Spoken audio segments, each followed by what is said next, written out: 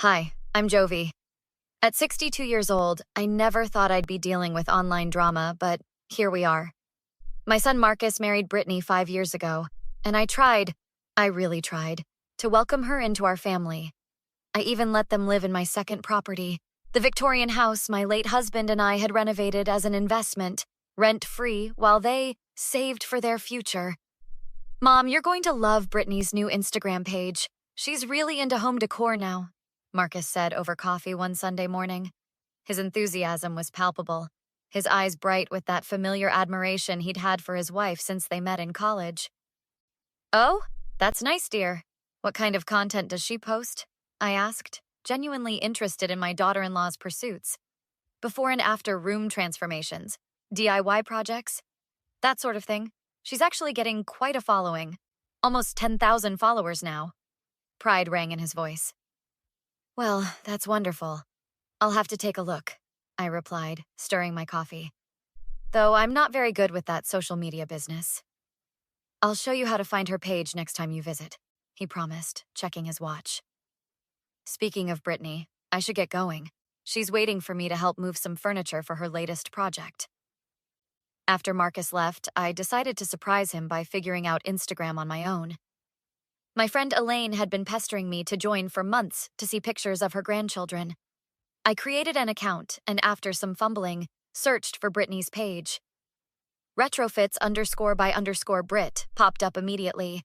The profile picture was unmistakably my daughter-in-law, her platinum blonde hair arranged perfectly, signature red lipstick applied with precision. I smiled, clicking on her page with a sense of maternal pride. The smile froze on my face when I saw the most recent post. A video of Brittany in my living room, mimicking my walk with an exaggerated limp, a remnant from my hip replacement last year, and speaking in a dramatically aged voice. And here's Mother Jovi, she was saying in the video, hunching over, always telling me how she would have designed things differently. Back in my day, we used real wood, not this cheap veneer nonsense. Like, okay, boomer, sorry your taste is stuck in 1985. Laughter erupted off camera. The video continued with Brittany mocking my clothes, my cooking, even the way I held my teacup. The caption read, Mill Chronicles, Episode 12, The Decor Police #Monsters in-law #Boomer style #send help. My hands trembled as I scrolled down to see 11 previous episodes, dating back months, all featuring cruel impressions of me. Worse still were the comments. OMG, your mill sounds insufferable. My mother-in-law is exactly the same. How do you not tell her off to her face? You're a saint. And Brittany's responses, trust me, she has no idea. Too busy trying to figure out how to send an email. I nearly dropped my phone when I heard it ring. The screen showed Elaine's name. Jovi? You there? Elaine's familiar voice came through the speaker. Elaine, you won't believe what I just found, I said, my voice unsteady. What's wrong? You sound upset. It's Brittany. She's been mocking me online, making videos impersonating me, making fun of my limp from the surgery. I couldn't finish the sentence. What? That's horrible. How did you find out? Marcus mentioned her Instagram page, so I decided to look it up. There are dozens of videos, Elaine, months of them, and thousands of people watching, laughing at me. The humiliation burned through me like acid. Elaine's tone shifted from concern to controlled anger. Jovi, listen to me. Who owns the house they're living in? I do, I replied, confused by the sudden change of subject. Harold and I bought it as an investment before he passed. And they live there rent-free, correct? Yes, we agreed they could stay there while they save for a down payment on their own place. Elaine paused, and I could almost hear her thinking. Jovi, I hate to ask this, but do you have any idea what they've actually saved over the past 5 years? I hesitated. Marcus mentioned they were close to their goal last Christmas, but I think, Elaine interrupted carefully, you might want to check Marcus's financial situation, because if Brittany has time to make a dozen videos mocking you while living in your house rent-free, she left the implication hanging. A cold realization washed over me. You're right. I need to see exactly what's going on. And Jovi, that house is yours. Remember that? The following day, I invited Marcus for lunch at my house, deliberately without Brittany. We sat at my kitchen table, the same table where he'd done his homework as a boy. Mom, you seem tense. Is everything okay? Marcus asked, concern etching his features. I'm curious about something, Marcus. How much have you and Brittany saved for your house down payment? I kept my voice casual, stirring my soup. Marcus shifted uncomfortably. Well, the market's been crazy, so we've had to adjust our goal. But we're getting there. That's not what I asked, I said gently. How much have you saved? After 5 years of not paying rent? Mom, it's complicated, he hedged. Brittany's Instagram is just starting to take off. We've invested in equipment, props for her projects. So nothing, I interrupted, setting my spoon down. You've saved nothing. Marcus flushed. That's not fair. Brittany's building a career. Once she gets sponsored posts. I saw her Instagram, Marcus. His expression froze. You... what? I saw all 12 episodes of Mill Chronicles. I saw her mocking my limp from my surgery, my clothes, the way I speak. My voice remained calm, though my heart raced. Marcus paled. Mom, she's just being funny. Her followers love that content. She doesn't mean anything by it. Is that how you see me too? As some doddering old woman to be laughed at? Of course not, he protested. You're taking this too personally. It's just social media humor. I reached for my phone and pulled up one of the videos. This is personal, Marcus. This is me, your mother. I played the clip where Brittany pretended to be me, scrutinizing her furniture choices, exaggerating my movements to make me seem feeble and ridiculous. Marcus looked away, unable to meet my eyes. I'll talk to her. She'll take them down. That's not good enough, I said quietly. The damage is done. Thousands of people have seen these videos. What do you want me to do? Frustration edged into his voice. Nothing, I'm going to do something instead. I picked up a folder I'd placed on the chair beside me and slid it across the table. I'm selling the house. What? You can't be serious? Marcus stood up so quickly, his chair scraped loudly against the floor. I'm completely serious. I've already spoken with a realtor. Richard Phelps, you remember him from church? He's drawing up the paperwork now. Mom, you can't do this. Where are we supposed to live? You're 34 years old, Marcus. Figure it out. You've had 5 years of free housing. This is about the videos, isn't it? You're punishing Brittany. No, I'm making a business decision about my property, I replied calmly. The real estate market is excellent right now. Richard says I can get twice what your father and I paid for it. That afternoon, I met with Richard Phelps at his office downtown. Jovi, are you absolutely certain about this? Richard asked, his brow furrowed as he reviewed the paperwork.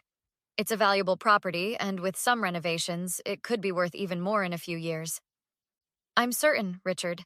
I want it sold quickly, even if it means accepting slightly less than market value. May I ask why the rush? You've held on to this property for over 15 years. I hesitated, then decided honesty was best. The current occupants, my son and his wife, have violated my trust. I recently discovered my daughter-in-law has been publicly mocking me online for months. Richard's eyes widened. I'm sorry to hear that. Family situations can be difficult. They've also saved nothing toward their own home, despite living rent-free for 5 years.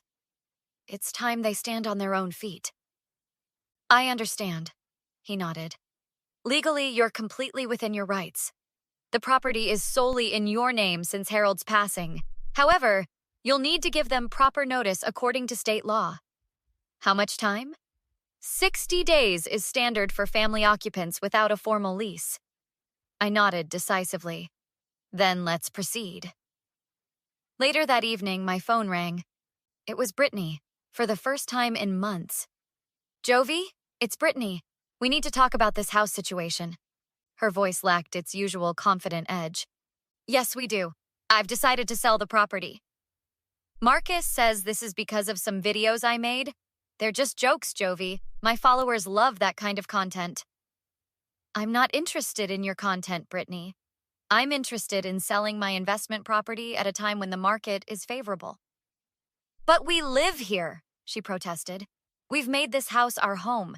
I've documented all the improvements on my Instagram.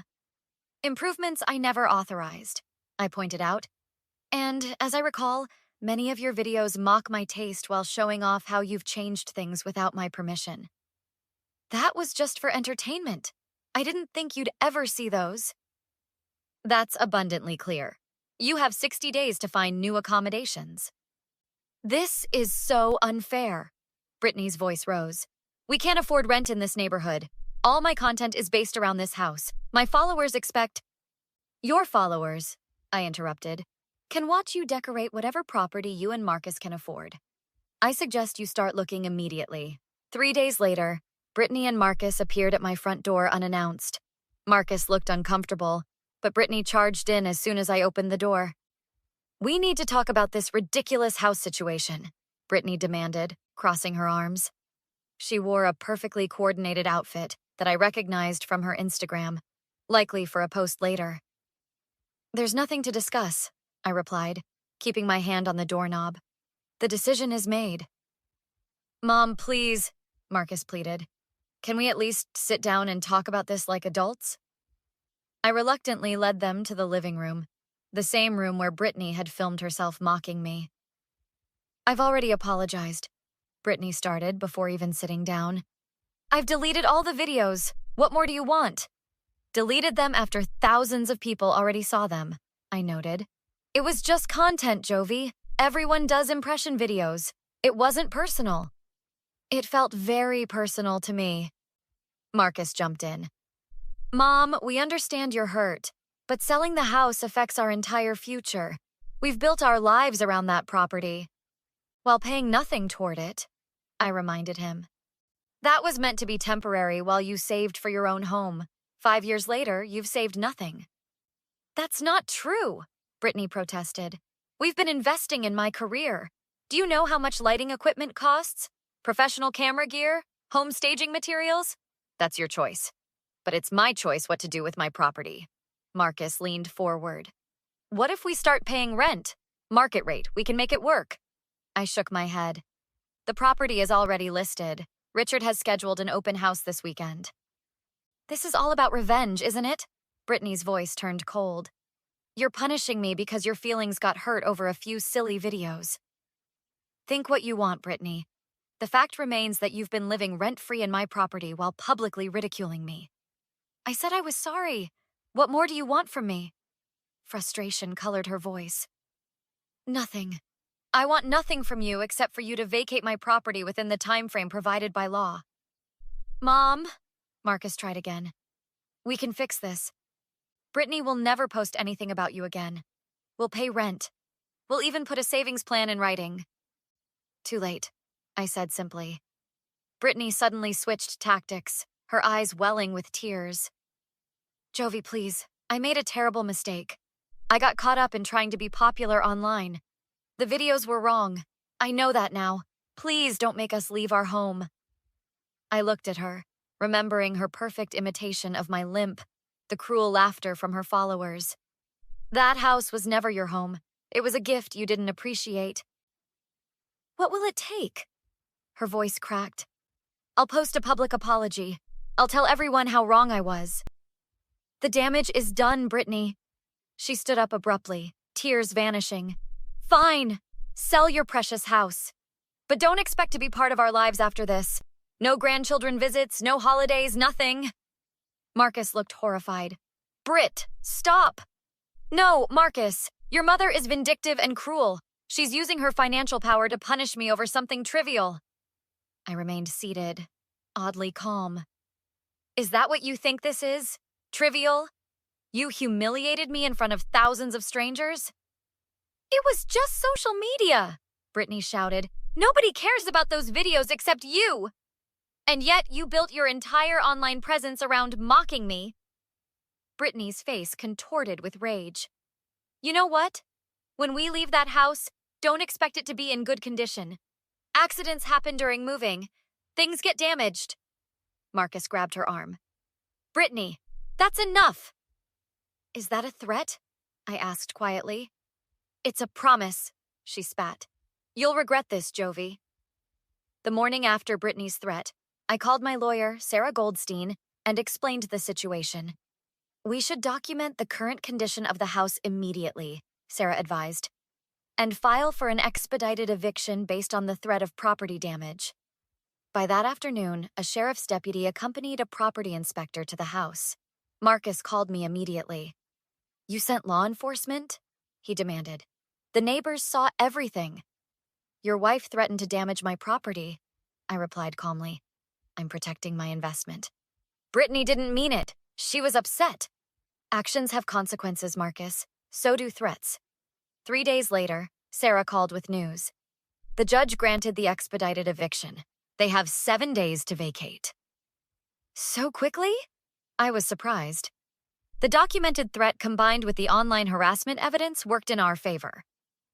As expected, Brittany appeared at my door the next evening, her expression contrite. "Jovi, please," she began softly. "I've come to apologize properly. The videos were cruel and thoughtless." "I appreciate you acknowledging that," I replied, not inviting her in. "We're prepared to sign a rental agreement, pay market rate, plus back rent for 6 months. The eviction has been ordered, Brittany. You need to be out in 7 days. This is destroying Marcus," she implored. "He feels torn between his mother and his wife. Is that what you want?"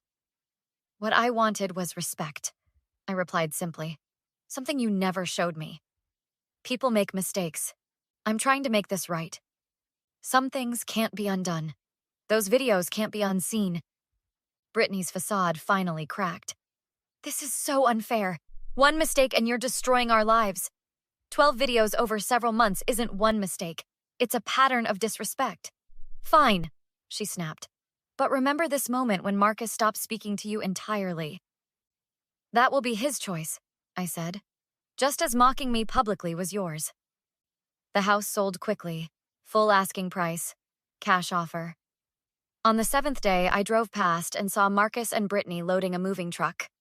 I didn't stop. 2 weeks later, Elaine and I sat in my garden, enjoying the early evening breeze. "Have you heard from Marcus?" she asked gently. "No," I admitted. "Just a text saying they found an apartment across town." "He'll come around," Elaine assured me, "when the emotion settles." "Maybe," I said, sipping my tea. "But I don't regret my decision. For too long, I've put their needs above my own." "What will you do with the money?" Elaine asked. I smiled. "I'm taking that trip to Italy I've always dreamed about, then setting up college funds for my future grandchildren, if there are any." "There will be." Elaine patted my hand. "And when there are, you'll be the grandmother who can tell them the valuable lesson that actions have consequences. Even in the age of social media," I added with a small smile. "Have you ever been betrayed by someone close to you? How did you handle it? Share your story in the comments, and don't forget to like and subscribe for more real-life drama and resolution tales."